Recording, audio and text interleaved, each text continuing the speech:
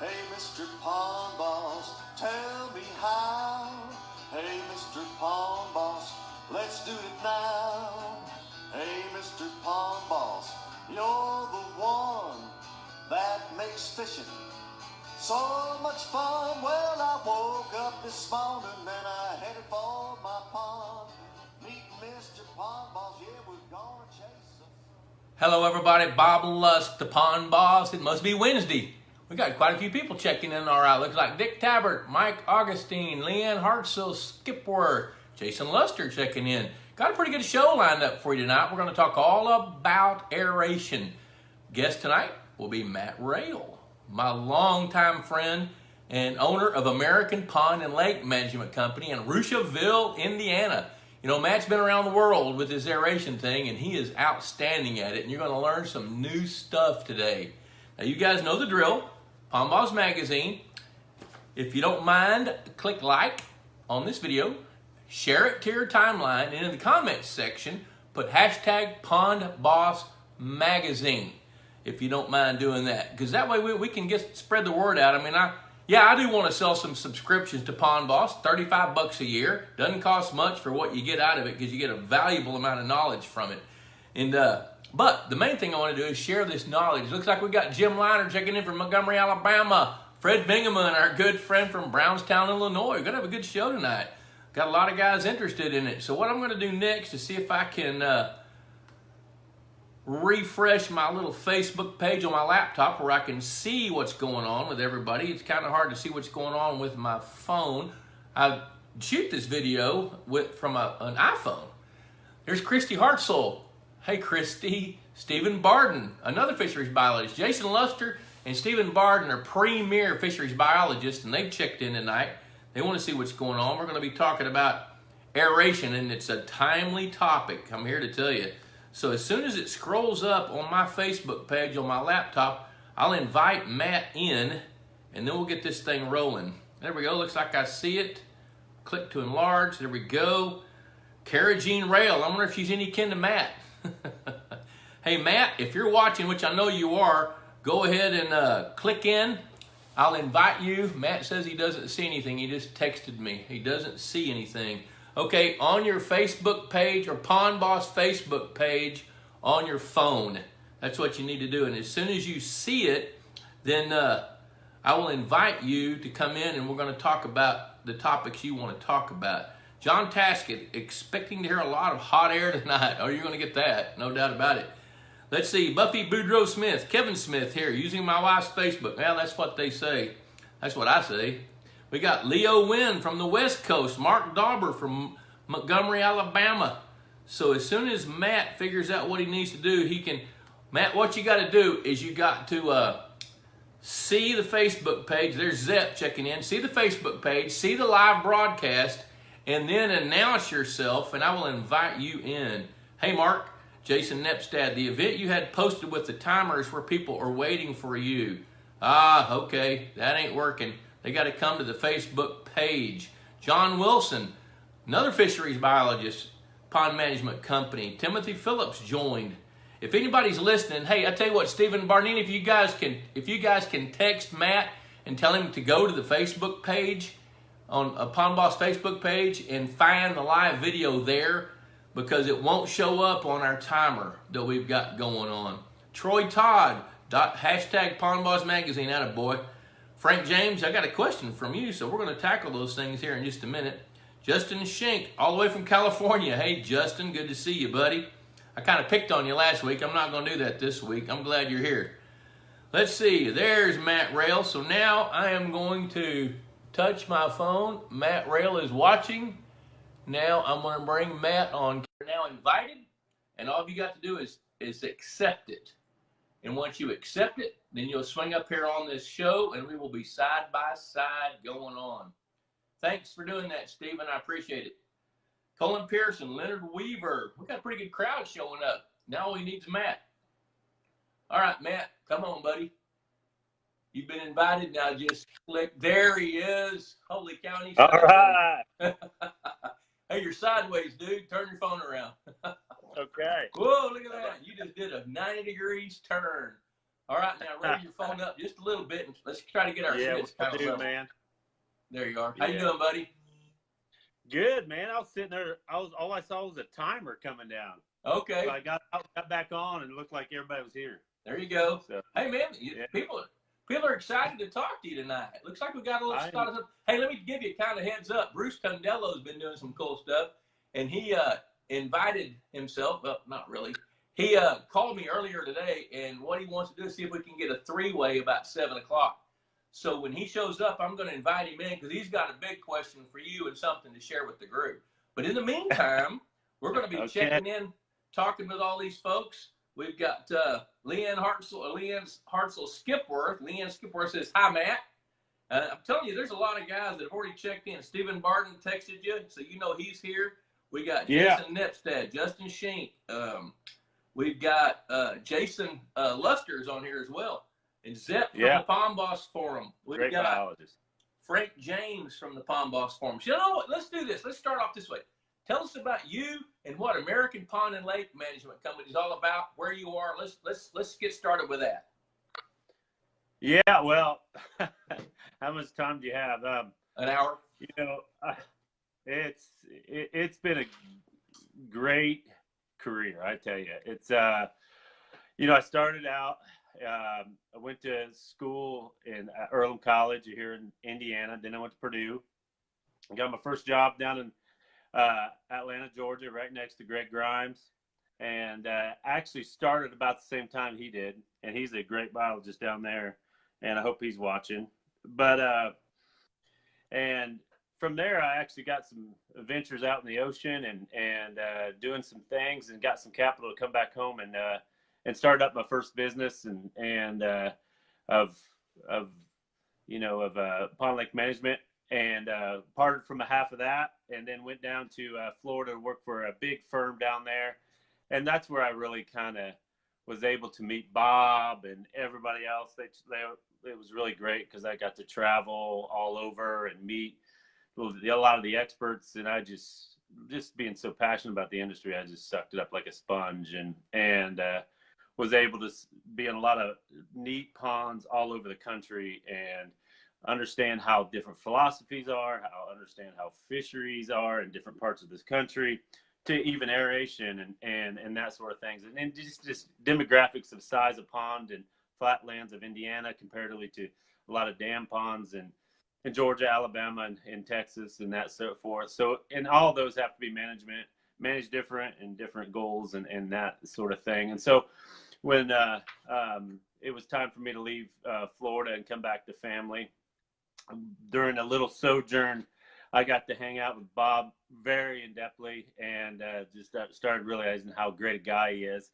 And we have a mentor in our industry with Bob. It's just, I can't say enough great things about the guy, but I won't let you get a big head. So I'll keep moving. So I had a little stop there on the way back with some family.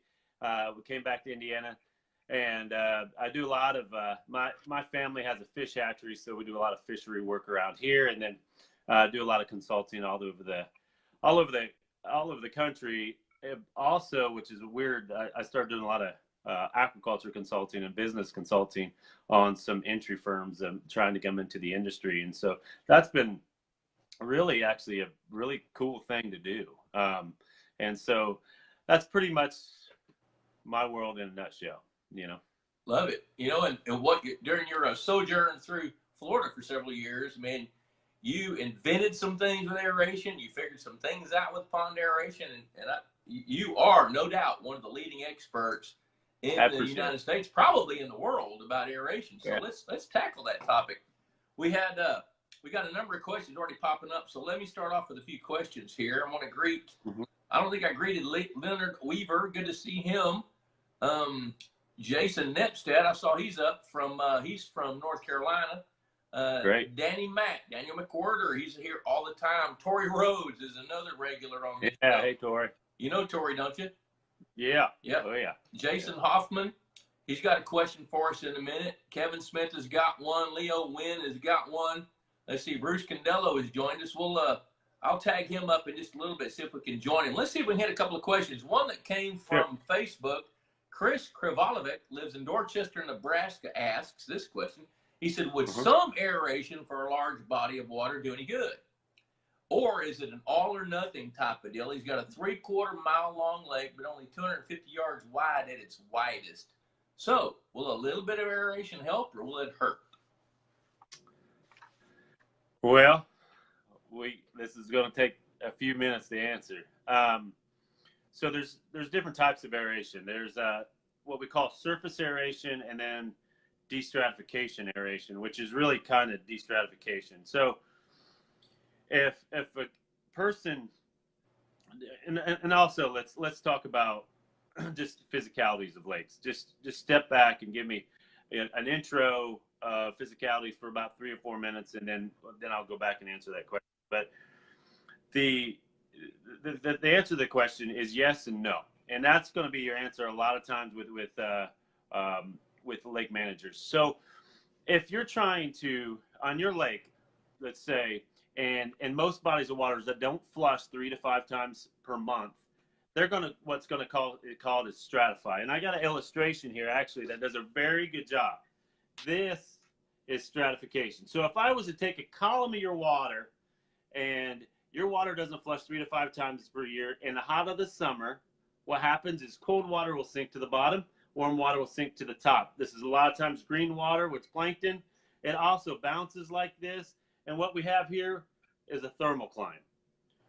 Now, Bob, if I'm missing a little bit, chime in, will you please? Because I'm throwing a lot at them really quick. Okay, so when you have a body of water that is basically stratified, because cold water sinks, hot water's at the top. There's 2 ways for air into a pond. Agitation, anytime the water droplet hits the atmosphere, it releases junk, takes in oxygen.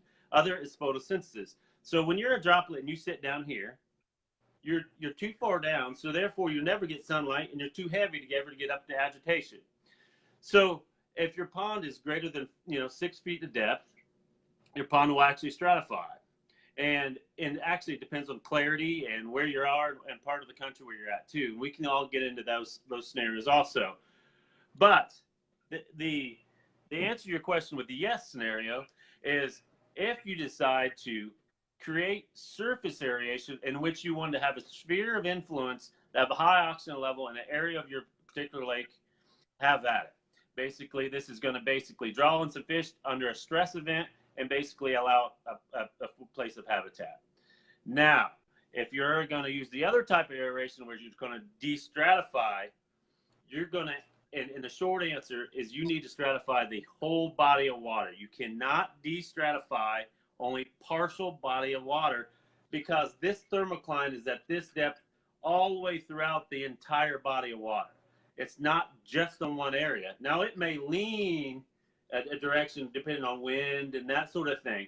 But this, if you need to get rid of all this water and mix it, de-stratify, so it's homogeneous between top and bottom. So, I mean, we threw a lot and left a lot of gaps out, but hopefully we can start filling in those gaps as the questions come. All right, let me do a couple of things here I think that'll help people. What types of aeration are there? Okay. Well, there's 3 that I'm really going to hit on, and there's a lot of dynamics in it. There's a surface aeration, which is either basically a fountain that will sit on top of the body of water that you create pressure, and when you create pressure, it shoots up in the air. So basically, it shoots a low amount of volume, but high in the air, creating a lot of really, really high, it's very aesthetically pleasing. But unfortunately, as you throw it up in the air, higher you get, you're going against gravity, and the less aeration or pounds of oxygen per running amp that little device can add to it. So if you take the nozzle off and let it boil, a propeller going in it, that's another type of surface aeration, but you're not putting a restriction on it, so therefore the flow is greater. So the higher amounts of pounds per running amp that is added to that body of water will increase. Now there's another type of aeration, and that's done with a paddle wheel. And we're using a lot of more paddle wheels because our body of waters are people are wanting to intensify their fishery more and more. And as your body of water is really intense, then a paddle wheel will add to that. And that's basically a wheel, very unsynthetic, a lot of moving parts, and only used during stress events. And finally, Well, there's just also one more I'm going to add on, and that's a circulator, basically a directional way into which you point water and flow water out of inlets. Direction, a lot of times we use them a lot of time in the littoral zones or edges of ponds that are very, very shallow, adding oxygen to the edges. And then we have the de-stratification, which is basically a compressor on the edge, pumping air down to the bottom of the lake or pond, in which that bubble plume is not adding oxygen with the bubbles like an aquarium, but is lifting it and mixing it. So it's a mixing apparatus in which to bring in that cold water off the bottom. So what you're mix it with the one on top. So what you're saying to Chris in Nebraska is that if you're going to aerate a part of a large body of water, look at surface aeration. Don't look at bottom water diffusers because it's not going to help you. Right. Got it. Perfect. Okay. Now, Frank James from the Pond Boss Forum, he says, last fall I lost almost all my large copper-nosed bluegill to a fungus. That was in October. Only the large ones, not the smaller ones, were affected. No problems with his other species. His hypothesis is that a sudden October cold snap hit the spawning bluegill, the larger ones in the shallows. They were already stressed by spawning and more exposed to the cold in shallow water. Question is, would an aerator help prevent such an event? How about a volcano aerator to raise the oxygen levels? Also, is there an antifungal product I could feed the copper-nosed bluegill in the fall that might help? You know what? Why don't you take the aeration question and answer that, and I'll hit the antifungal product. Okay. Well, basically, when we talk about aeration itself, and when we talk about any kind of fungal or parasite into which we're having sick fish in aquaculture, or we're talking into lakes and ponds and recreational ponds, usually that is a lineage into which the fish are stressed and therefore susceptible and therefore they get the disease. So we a lot of times don't look at the cure. Sometimes we have to attack that to stop the bleeding, but we back up and we're looking at why they're stressed. And now he hit on it a little bit with maybe spawning, but that is a very stressful event, and it could possibly, basically take the biggest ones. But a lot of times we look at water quality.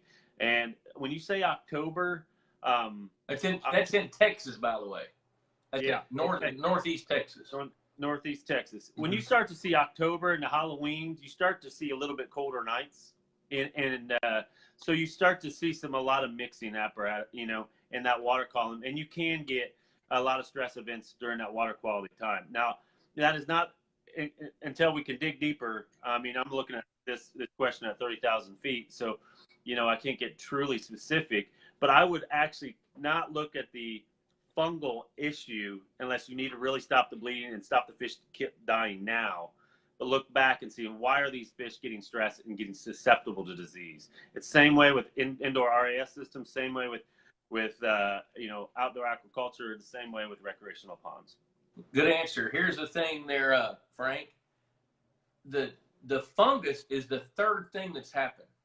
The first thing is the stressor, whatever the stressor is, but chances are in October in Texas, it's probably not temperature related. It's got to be something else. It could be overcrowding. It could be they're banging each other when they eat. There's a number of things. The second thing is the injuries that are related to the stressor. Oftentimes that is a bruise. And then the fungus attacks the bruise. So the fungus is the third thing down the chain from that. So is there something you could feed to the fish? You could probably add an antibiotic to their feed in the fall, kind of as a prophylactic treatment, which I don't really like to do that unless I know there's something wrong. If you catch a few bluegill that have bruises, then you probably should talk to a pro before you do it so you know how to do it. There's some restrictions about antibiotics and things like that. Man, the questions are popping up. I'm going to say hello to Chris Cartwright. I'm going to say hello to Tony Valukas. Tony, dude, I'm pretty good with names usually. Valukas. And we got a question from him. We're going to hit that. James Sewell checking in from Rockwall. Jason Hoffman's got an easy question. Let's see. Let me do this. Roy Worthy's on. Lydia Jacobs North checking in from Athens, Texas. Connie Bingham is checking in. She and Fred there in Brownstown, Illinois. Brooke Galloway, my cousin's daughter's daughter. So we're related. Paula Williams Paula and Jerry Lynn Stanley. Matt, good job. Oh, you got a fan club shouting up here. John Krause checking in from Illinois. I love John. John was a radio show host forever and ever and ever. Had a garden show on WBAP in Fort Worth, Texas. Roy Worthy's got a question. Dick Tabbert, Dusty Allen, Karen Wusher, Victor Moberg is on. Holy cow. Cooper Wilson. Mark Benson says hello to Matt. Yeah, hey, Mark. There we go. Okay, here we go. I'm going to come back, scroll up here, and look at these questions and hit you with these. It is 6:50. Now, I'm going to try to invite Bruce on if we can get a three-way at 7 o'clock. So we got about 10 minutes before that. Jason, okay. Let's see. Tony Valukas, that's how I'm going to pronounce it. I hope that's right. He said, I got a small pond in Oklahoma. It's 100 feet by 150 feet, 6 feet deep. Will aeration make it too hot in Oklahoma? Now, keep in mind, in Oklahoma, they're in the hundreds right now. Yeah. I mean, I drove from Dallas to here today. It was 109 in Plano, Texas. Yeah. That's a little hotter than we're used to, but we live in Texas. We have a thing called summer. What's up? What do you think about that for Tony Valukas? Well, I mean, the same way in the same scenario in Canada. I mean, just the opposite is, can it be too cold? And what we have done a lot of times when we think that you may be getting too hot and the bottom-based aeration system may just be burning things up, is that we'll increase the volume to the diffusers, but we'll run it at a different time of day. So why would you increase that volume so you still get the mixing, into which you have, so you increase the size of the apparatus, but run it only in the PM hours. So therefore, you're not getting the direct sunlight, adding heat, because when you increase that surface area, it will increase the heat in the overall pond. You bet. We've actually shortened up spawns being able to do that. Yep. Yeah. Okay. Well, the follow-up question to that is, if you, I've got one client in particular that's really pushing the envelope with his fish in a 10-acre lake with 13 feet of water. He doubled this volume, doubled the size of his aeration system from another company than us. And he thought more would be better. Then he started calling saying, hey, I've got 1 or 2 fish dying every day, and they were his biggest largemouth bass. So I had him cut one of the systems off, and then that still didn't stop it. So then I had him start checking temperature. The temperature from the top of his lake to the bottom of his lake, this was 3 years ago, was 87 degrees top to bottom. There was no thermal refuge at all. So what we did was he had him put it on a timer and have the aeration system come on from 9 o'clock at night and go off at 9 in the morning, and the temperature dropped to 80 degrees in about 5 or 6 days. Yeah, so, well. You buy into that? Oh yeah, we do it a lot of times. Just the opposite in Canada is that you run it during the hot part of the day, so you're not getting too cold in the wintertime, especially in the fall and spring. So and I really do buy it. Why would you increase your size? You still get the mixing. Now the point though is you gotta have oxygen down to the sediment-water interface for bottom-based aeration systems to work. So explain that. Go. Say that one more time. This is a very important point. The reason you have a bottom-based aeration system is you have to be able to mix the entire water column, and it still can maintain a thermal difference. It's basically, the key is to have oxygen down to the sediment-water interface, because once you have done that, there's a million great things that's going to happen. That's where your benefits are going to come out of bottom-based aeration systems. Not alone that if your pond's sitting like this, and Bob, your fish can only hang out right here.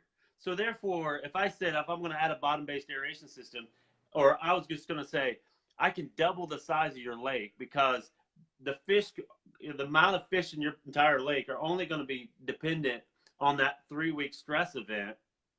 And therefore, if you have a 10-foot water column and you're only carrying fish in the first 5 feet for a series of 3 or 4 months, this is only your carrying capacity.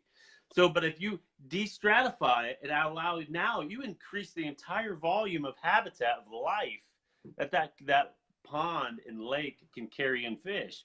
And so that's one. Two is also that now you're eliminating toxic water. Now, when you create, and I'll hit on this a little bit more, because my point of this is make sure that these bottom-based aeration systems are correctly sized, is that when you do not get oxygen down to the sediment-water interface, what happens to water and things decomposing without oxygen, is the byproduct is the bacteria totally change to anaerobic digestion. And the byproduct of anaerobic digestion is black muck, Mother Nature's way of capturing this pound back, and CO2 and a lot of sulfides come into this water, all polluted to life, basically very toxic to life.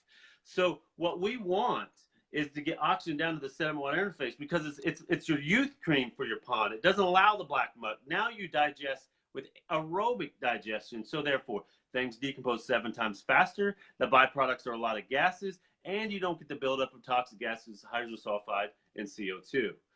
Excellent. Okay, so basically, folks, what Matt just said is if you've got bottom diffused aeration, you're pushing enough oxygen to the bottom of the pond that it allows the soils to do what soils do to process the organic waste that's at the bottom of your pond. But if you don't have that, the whole world changes and it doesn't work the same way. All right, here's one. Hit this one. This is Kevin Smith. This is a great question here. He says, I have a new 1 acre pond that's basically in a lazy L shape. My average depth is about 6.5 feet. I was planning to install 3 bottom diffusers. However, some people recommend surface aeration over bottom aeration unless the depth is at least 8 feet or so. Which method would you recommend, Mr. Matt Rayl? Yeah. At 6 feet is a really, really tough one.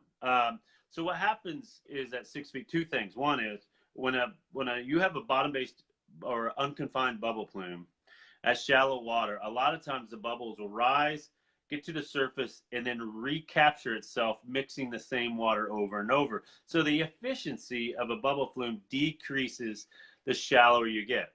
So the deeper you are, a lot of that mixing will move away, called laminar flow, and not mixing the same water itself.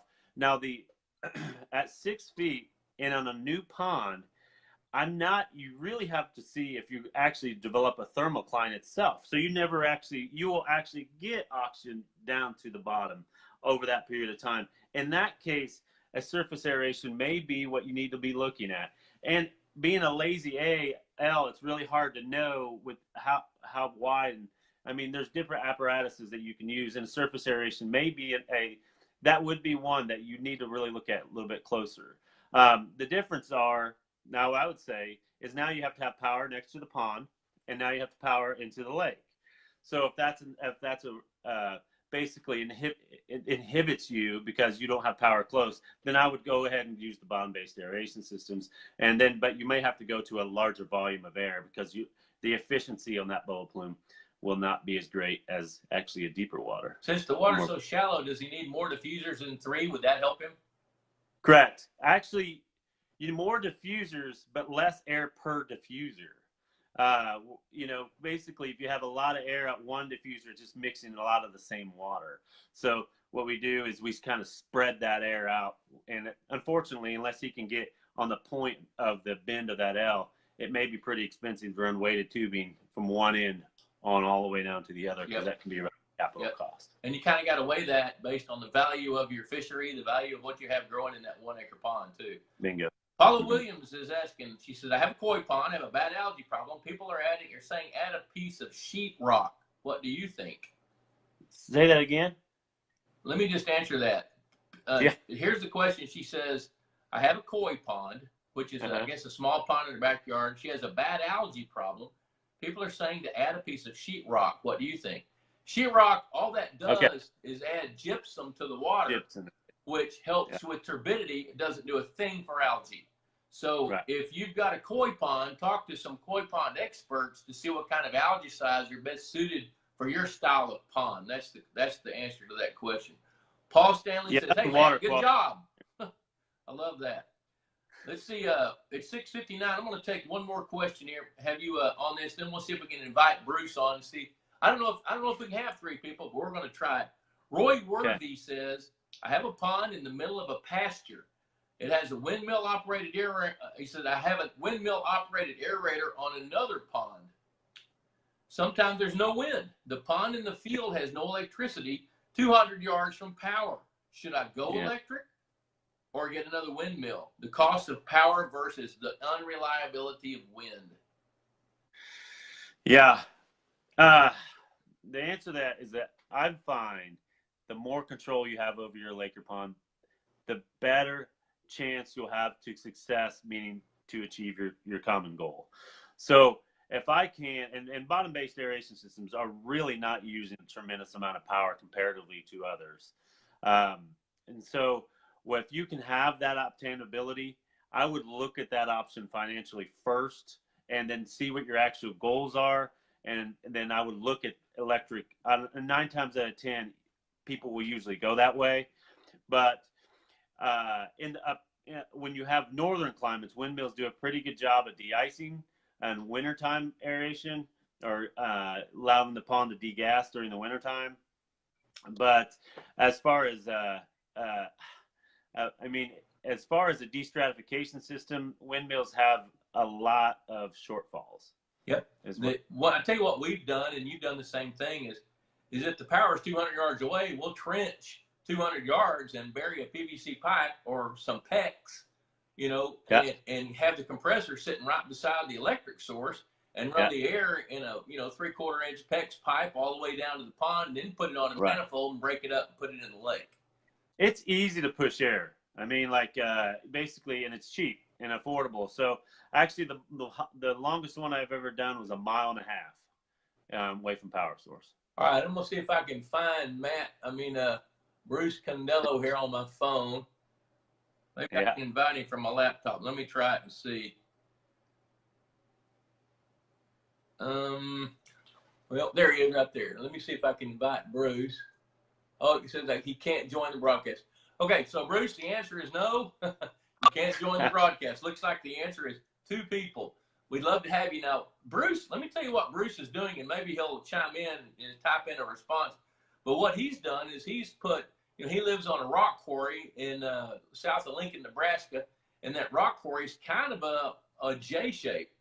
And he's at one end of that rock quarry, and he's put a surface aeration system that's a 3/4 horsepower, almost like a volcano-looking aeration system. And what he's seeing is an increase in oxygen during the daylight hours to saturation, which means he's got like 7.8 parts per million oxygen at 80 degrees, and he's seeing an increase in his fish feeding and his fish growth in cages on his dock, and he thinks he sees the same thing in a pond. So he wanted to come on and share a couple of things about that. Maybe we can get him to type that up. When you see autonomy in water temperatures at safe temperatures and an autonomy of oxygen levels, what does that do for a fish population for pond meisters out there in pond boss country? Well, I think simply it's just basically, and I'll elaborate on what Bruce said and segue on, is that when fish are not stressed and feeling good, they eat. And when they eat and have plenty to eat, they grow. And so, aeration is one component to a great fishery. It's a great component in which it allows you to minimize nutrients, understand anaerobic and aerobic digestion. It also allows you greater habitat into which to grow zooplankton and greater habitat for fish to thrive throughout the whole water column. And it's almost a way of ensuring that you don't have a collapse into your whole entire fishery. And I think that'll answer it. That stabilizes it. Let's see, we've got Greg Grimes is checked in from Georgia, our good friend there. Mike Rivers, if I remember, I think Mike's in Tennessee. Let's see, here's another question this one's from Dick Tabbert. He said, I had one bubbler in my pond. I pulled it and had my pond re-stoned. I guess he had to put new air stones on his bubbler. He wants to install a total of 3 bubblers because he doesn't think one was enough because his 3/4 acre pond is L-shaped. When I run the hard line to the stones and connect the lead air line, how do I do it so not to mow over it? Is there a special way to make the connection and hide it? So when he gets ready to go from 1 diffuser to 3 diffusers, how does he connect it so he doesn't kill it with his lawnmower? Well, a lot of times what we'll do is we'll trench and then get one of those green valve boxes that you see in irrigation, which is at Lowe's. And like a meter box. It's a black box with a green cap on them, and you've seen them 100 times and didn't know what they were. And basically we'll dig a hole and put a valve assembly, and make sure that you have to have those in valves, because if you don't, all your air is going to go to the shallowest diffuser or the shortest run.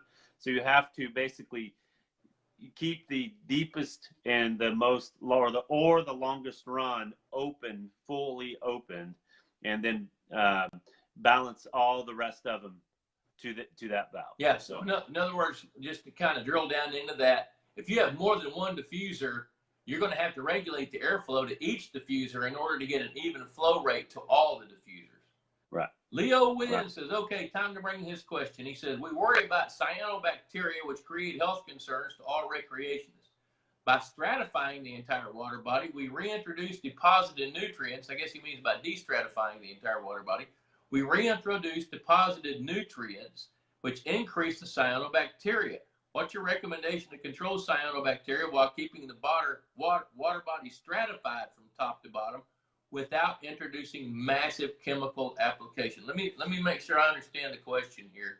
What it sounds like he's asking is we're all worried about blue-green algae, and we're all dealing with blue-green algae, and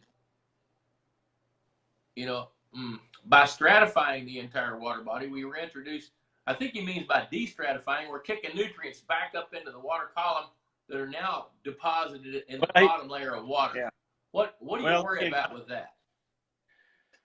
Let me tell you the physicalities of blue-green algae. One, and before this is a generality, before all the phycologists come hang me about the scenario. So basically, a blue-green algae is different a lot of times. They don't really want to classify as a bacteria or a plant. It's its own individual column, and basically they have a large stomach, and that stomach is called a vacuole. And what it will do is it will go up to the sunlight and start to fill full of carbohydrates, and then it becomes slightly negative buoyant, and then it'll sink 1 to 2 feet down. And when you get a lot of cells doing that and continues to do that, then basically you create a shade cloth. Let me add one more thing, is that blue-green algae don't care about nitrogen. So therefore, they can grab nitrogen from the atmosphere and eat it, and then outcomplete a lot of the green algae. So now you have a shade cloth and basically a plant that is only limited on phosphorus. So what we're seeing, though, and to elaborate and answer both ways of what we're trying to answer that question, is that when you go down to the bottom base or the sediment water interface, and you lose oxygen down here, basically what will happen, and basically the bond between phosphorus and iron will get weak, and then phosphorus will start to fill into this water column. Now, if you undersize your aeration, that's my point of this whole talk, and that's what I want to get across. If you undersize your aeration system, basically all the sediments are going to be releasing is phosphorus, basically puking it up, and that bottom-based aeration system is going to be moving it. You still have your thermocline, and basically moving it up into areas that nuisance vegetation, particularly blue-green algae, can use. So actually undersizing bottom-based aerations become a phosphorus. It will become a phosphorus pump. So you have to basically de-stratify the entire body of water. Now, I'm going to take this one step farther, is that blue-green algae is not the abundance of nutrients. The phosphorus-nitrogen ratio is now, we used to think it was a phosphorus issue, then it was a nitrogen issue, and then about 4 or 5 years ago, we found out it's not the abundance of either one of them. It's the relationship of brother and sister. And if you release a 20-to-1 ratio between nitrogen and phosphorus and get below that and make basically, instead of phosphorus limiting, nitrogen limiting, you will promote blue-green algae. So what we can do with bottom-based aeration system is, one, bind phosphorus to sediment water interface, reducing the ratio, promoting a lot of more green algae, and also creating a lot of mixing, taking away their advantage, their selective advantage of their vacuoles, their blanket. And so you actually promote a better type of algae. Now, you will have to increase your volumes when you try to mixing, and this is not the silver bullet for blue-green algae. And if you have a higher inflow of nutrients than you are binding, you'll still have blue-green algae. So I'm not going to say it's going to eliminate blue-green algae, but it is one bullet in our arsenal for the combat of nuisance blue-greens, which is getting to be a big buzzword for us. You think you can mitigate blue-green algae with aeration? I don't. I think it's. I think there's going to be a combination of things that get rid of blue greens, and that's going to be one. Look at your watershed and where your nutrients are coming from, and then two is installing aeration. It's only going to help you in that scenario, right? And if once you can start to bind a lot of these nutrients, you'll be able to shift more benign biota into which, or more benign plants into your water column, and then you'll be able to get ahead of the battle. I think it's a multi-combated effect, and aeration is one great bullet that we have. Got it. Yeah. Well, there was another question from Leo here, and it just scrolled down. I can't see it. If I remember, what he was saying is there a way? Leo works in California with water bodies, and he is a brilliant scientist. His question is what can you do with bigger bodies of water from 100 acres to 1,000 acres that's cost effective to aerate shallow water to help mitigate blue greens, or at least help keep that water friendly for what lives in it? Yeah. There's a lot of scenarios in that, and we can sit down and talk about the options. There's not going to be one answer that's going to every 100-acre or body of water or greater is going to have its own specific area of expertise. Now, I will tell you some things about bottom-based aeration systems. Basically, if you set a diffuser at 10 feet, you're going to de-stratify everything from 10 feet or greater. So if we have a large body of water that is really deep, let's say a 50-foot hole, and let me show you something real quick, is if you have a deeper hole, you don't necessarily have to de-stratify that. If you're 80% of your body water is 18 or shallow, you can de-stratify at 18 and leave this deeper hole, this sinkhole, abandoned, into which that'll become a nutrient sink. And then the reason I'll tell you this is because it takes a lot of energy to run a diffuser and air all the way down there to make it work properly. And I will show you, this is my really simple bubble, right? It's 11 inches wide. And this is what a bubble size, just to give you a comparison, at what a bubble would look like in the surface. And if I was to go basically 30 feet down, this bubble becomes this size, right? Because of pressure, 1 atmosphere, it reduces by half. So therefore, my diffuser is working just as hard as it can do, but it's used to this size bubble. I'm going to have to increase my volume by double to make it work and mix is just as hard as it was before. Now, if I go to 90 feet, my bubble, which is really cool to me, I don't know about y'all, but this is cool to me. My bubble's here. My bubble becomes that. So therefore, I have to pump 4 times as much air because my bubble is only that size. And that is just basically the way the pressure works behind bubble sizing. So that has to be kind of in effect. So what we do a lot of times is not de-stratify deeper areas of that and trying to exclude that and try to get an overall de-stratification on the. So basically, just try to push the thermocline down a little bit. Correct. Okay. Yeah. It will not get below the diffuser. If you can, I mean, it can about 6, 7 inches, but not much deeper than that. Todd Austin's checking in. Ed Spinopoulos has joined in. He's checking Eddie. in. You know, Ed. Todd Austin. Hashtag Pond. Hey, you know what? Remember, everybody, Pond Boss Magazine, $35 a year. I took Debbie to lunch the other day. Cost $40. That's gone. You know, this lasts for an entire year, and there's all kinds of cool nuggets. Cheapskate. Yes. Let's see. Matt Mitchell, fisheries biologist, he's joined in. Great. Kerry Thanks, Martin's in. Tori Rhodes, Hey. Matt, he says, Matt, how far off the bottom do you like to keep your diffusers? Kerry Martin says, hey, Matt is the aeration man. John Henry's late. Let's see here.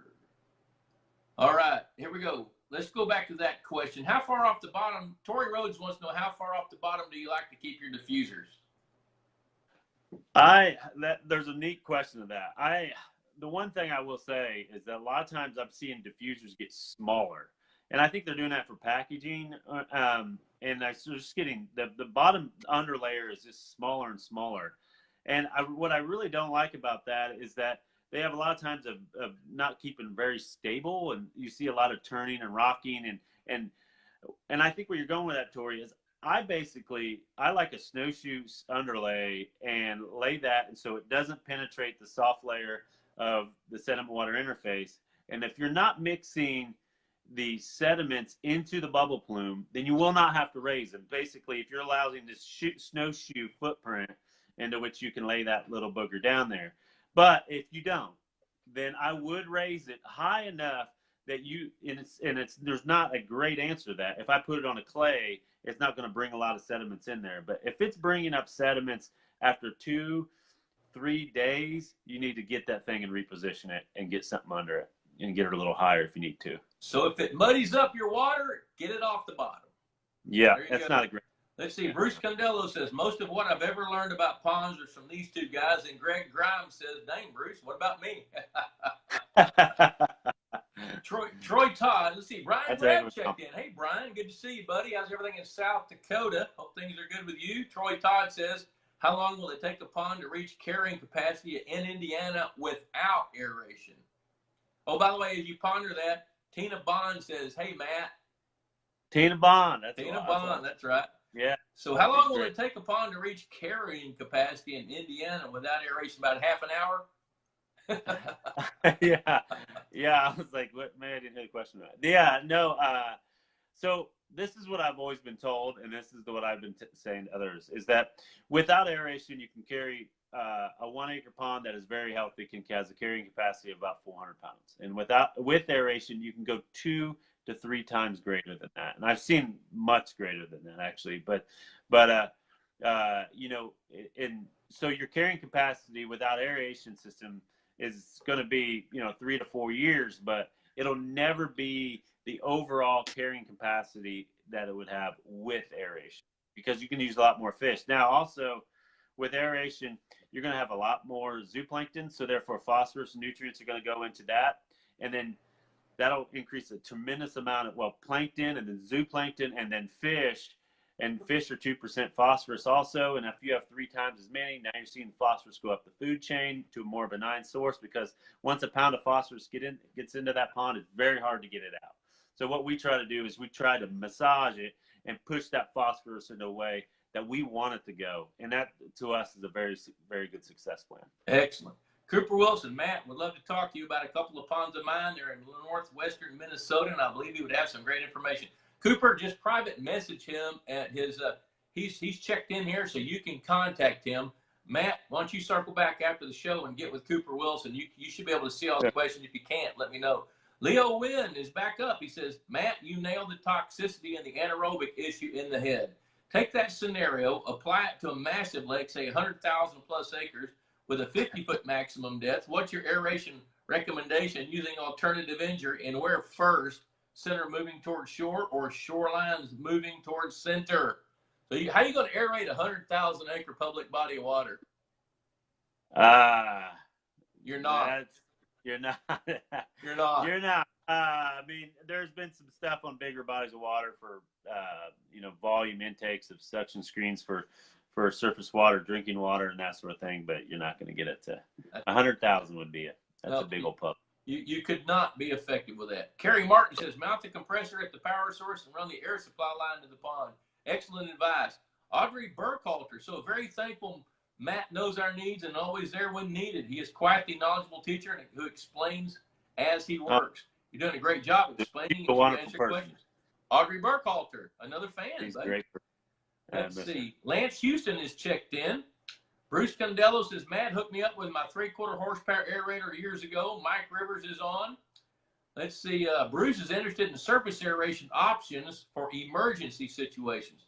Let's tackle let's define what an emergency situation is, and why would you use surface aeration only for emergencies, or can you do something to prevent an emergency? Well, I mean, a lot of times emergency is when basically we just talked about it with bottom-based aeration systems, but maybe that's not obtainable. Your ponds or lakes too shallow. Basically you can't control your watershed and you have a lot of nutrients. So therefore, for us is, you can't control the variables you control what you can, and what you can't, you try to predict the outcome. And a lot of times when we do a high fishery or a high community of fish into which we know that is already hypereutrophic, meaning nutrient rich, and very high cell counts of nutrient of algae, and so we kind of are keeping our eye on it, and we're pushing the envelope a little bit. What we'll do is we'll bring in surface aeration. Now, when you understand a pond or lake, the lowest amount of oxygen you're having in that pond or lake is about an hour before sunlight, and up into the light crest on there, and maybe just a little bit after that, because after that you'll be making photosynthesis again. And at night, the cells of plants will actually consume oxygen, and usually have a lack of wind too. So you add that all up together, and you start to have really, really stressed fish during that evening, late night or early evening hours. So a lot of actually catfish farmers will actually send a guy over and drive with this long cane pole, testing dissolved oxygen throughout the night. Every single night they get below oxygen, lethal oxygen. So what they'll have to do at that particular hour is turn on the aeration systems and then bring up, and that's basically carrying the whole entire body of water into this. Now, we don't go to that extreme, but if we know something's coming and we know that this is a hypereutrophic lake, what we'll do is we'll bring in a surface aeration. A lot of times a surface aeration may be, a volcano or something like that, like through Casco or whatnot. That'll add about 3 pounds per running amp. Now, there's going to be some people conflict that, but I'm trying to just get us in the ballpark. And a paddle wheel will do about 5 parts. Now, a paddle wheel is bigger and has a lot more moving parts, but if it's a bigger body of water, we may put that like greater than 10 acres. That's when we'll start to look at paddle wheels. But surface aeration and surface circulators are really, really cool ones to have. And if these people that I described, and you don't have one out there, and I'm predicting that you will, then it's your own fault, because you just have it out there. It's a very, very, very low cost compared to all the effort that you've put into this to get your body of water. And it's only going to be 3 days every 3 years that you may have this dead event. And so, I mean, it's very short time, but I don't care if it happens 3 times every 3 years, the fish are still dead. I mean, so. And it only takes 15 minutes of one of those 3 days. I mean, hold your breath for 15 minutes, folks. Yeah. So what Matt's saying is rock solid. If you value your fishery, look at aeration. Now, I'll pause a minute. I just reached behind me. We have, Pond Boss has a resource guide that we publish every year. This resource guide is full of our vendors that we have vetted, that we love and know that they're going to do a good job. Bruce Condello just made a good point. He says, this aeration is helping his pond immensely. The surface aeration is great, but I think every aeration option should be preceded by a professional consultation. So the bottom line there is don't just go buy an aeration system.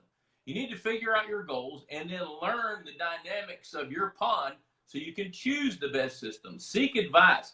The people that sell aeration systems, Vertex, Casco, I mean, the guys, John Wilson's on here. He says, hi, Bob and Matt. John's staff will help design an aeration system. Greg Grimes will do that. So will Jason Luster, Stephen Barden. There's a bunch of guys on this feed tonight. And Matt Rayl. Contact Matt. That's what he does for a living. He will help you design an aeration system.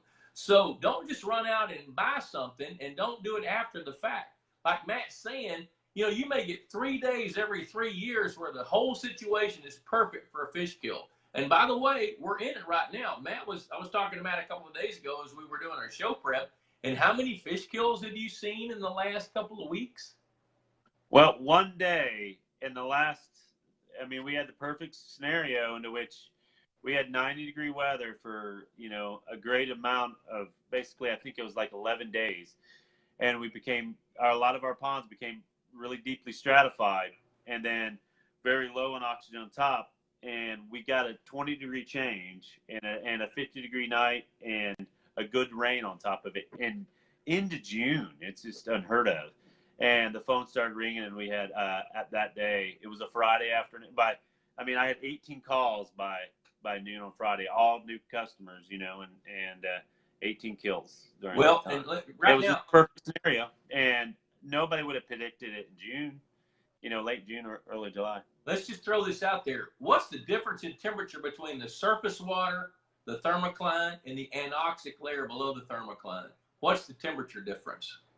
Well, I mean, that is really, there's some science behind that, but as you change all over the country, our well water's 52 degrees. And so our geothermal heat is a whole lot different than drinking water out of Florida, which I took a fresh drink of water out of a hose in Florida, and I was like, this is like lukewarm. And so, you know, their geothermal energy is a whole lot different. And so, you know, in being classified, we also have up here, which we lived in Florida, we actually have almost a week long, a day every week of more sunshine than Florida does during the summertime. So we have more growing period of time, more heating time, and we have a different time in which we have more energy or colder water trying to be stratified. So we can stratify a lot easier. Now, the textbooks say we're doing a 4 degree gradient, 4 degree C gradient between top and bottom, you become stratified. But we see a very huge difference. I mean, like when we take a DO meter and we'll start to sink it down here, we'll see like 80s, and Bob will probably may even see a 90. And by the time you hit this, we may drop down to almost, I've seen it one time, we were in the low 50s by the time we hit to the bottom of the pond. So you might see a 30 or 40 degree swing where you That's are. correct. Where, like in Texas, we'll see probably a 10 to 12 degree Fahrenheit change. You know what? It's 7:26. I want to keep going past our hour. Let's speed it up a little bit. We got several questions laying out there. Kerry Martin is in the aeration business. Ed Spinopoulos, he says, we run across many new clients with undersized systems. Size the system to your water body, not your budget. That is absolutely true. Yeah. So Ed's right on with that. Here's another pretty good question. Daniel McWhorter, who's in Texas, he says, until this extreme heat, now we've had in the last 4 or 5 days, did you fall down or did your phone drop? I dropped. Yeah. Okay, we've had 85 degree lows at night, and we've had 100 plus in the day. So here's Daniel McWhorter's question, and we got several more after this that we're going to hit before we wrap up. So Daniel says, Daddy Mac says, until this extreme heat, my aeration system, 2 bottom diffusers and a fountain, was intended to oxygenate the water for the purpose of oxidizing fish waste and organic detritus such as leaves. My biomass is relatively heavy because of a crowd of daily fed large catfish. It's a 10th acre oval about 7 feet deep max. He also uses bottom dwelling and circulating bacteria. With the heat, 100 plus in the afternoon, he cut the aeration to nighttime, 9 p.m. to 10 a.m., which dropped the bottom temperature to the low 80s. The bottom temp had gotten almost to 90 when he ran the diffusers 24/7. Any comments or advice? He made a good decision on that. Because 90 degrees top to bottom, fish will die. Yeah, you're right there. The saturation of water is just really, really low at 90. Yeah, I mean, like I think we hit this before. Is increase your volume, just run it at night, and basically you're mixing the same amount of water. And just do not set it back so much that your pond will stratify, and then you start mixing that water again. That's where I'll say. Carlos Rosa says, great show, guys. Lots of knowledge. Thank you, Carlos. Carlos. Let's see. I'm going to slide on down. Kerry Martin makes a statement. He says, when the mud-water interface is aerobic with the correct aeration designs, the iron will change to ferric iron and bond the phosphorus to it and lock it into the sediments. Right. Okay. Yeah, a lot of lake treatments are still using ferric chloride, you know, instead of alum.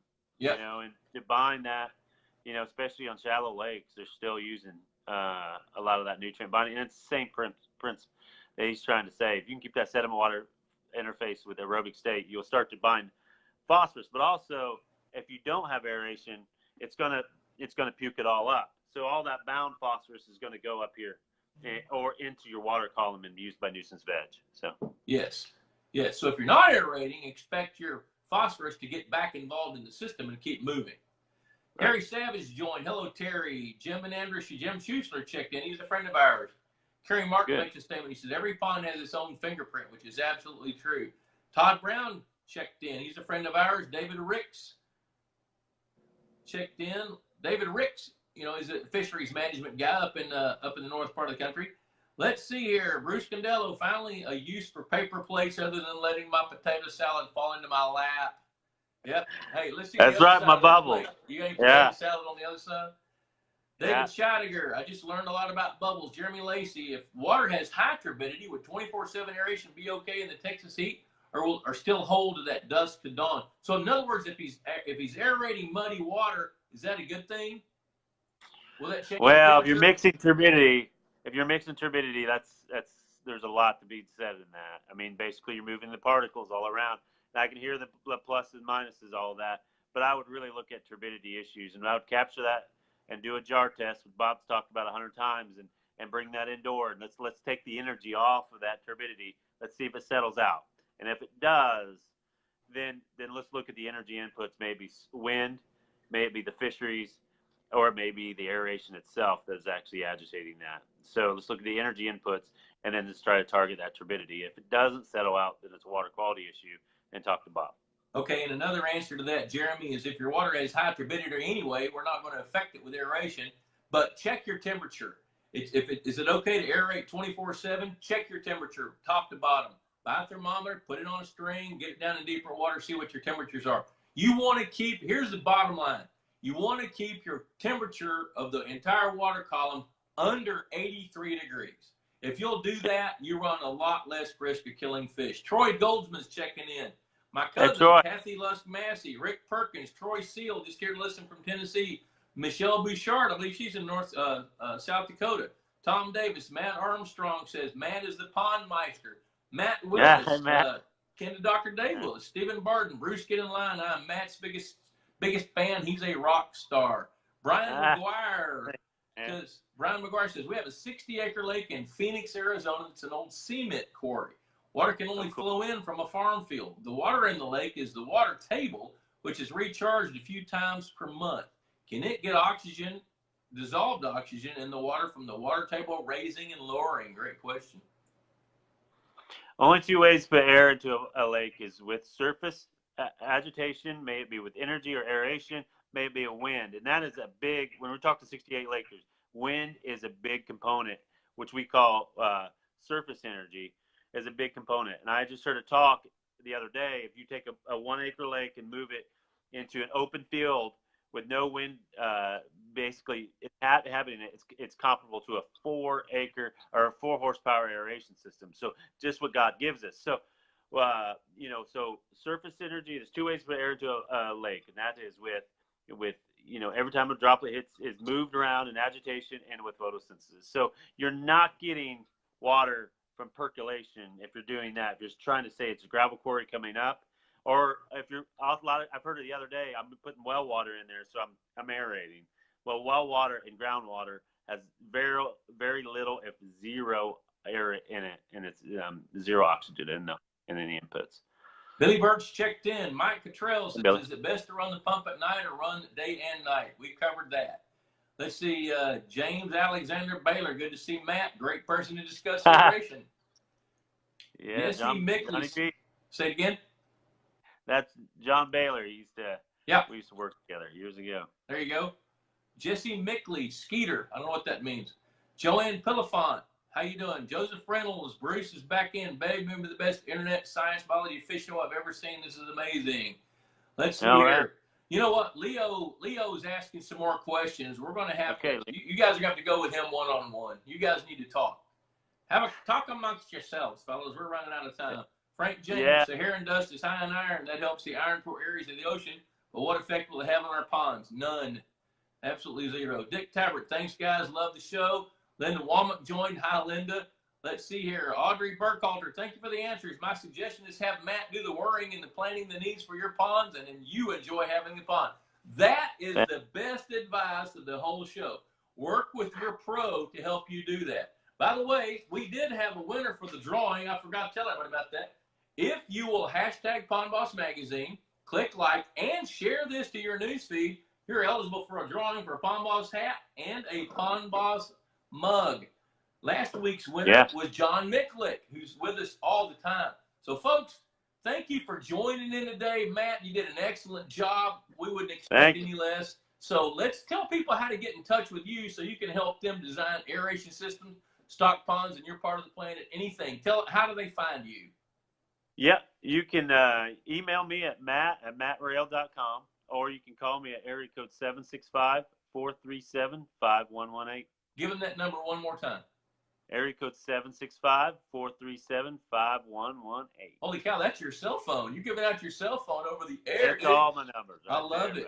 You bet. Yeah. You guys, listen, there's a lot of experts. You can go right back through the question and answer section on this and review some of these answers. Listen to this video again. There's some great stuff. Now, next week, join us again. I forget the topic, but it's going to be good. I don't know that we can top this because I don't have a guest set up next week yet. But thank you for tuning in. Pond Boss Magazine. Go to pondboss.com. Our Facebook page. Go to Bob Lusk Outdoors. We've got all kinds of outstanding information for you. Want to thank you for joining us tonight, and we will see you next Wednesday. Matt, I'll call you back in a minute. Adios. See you.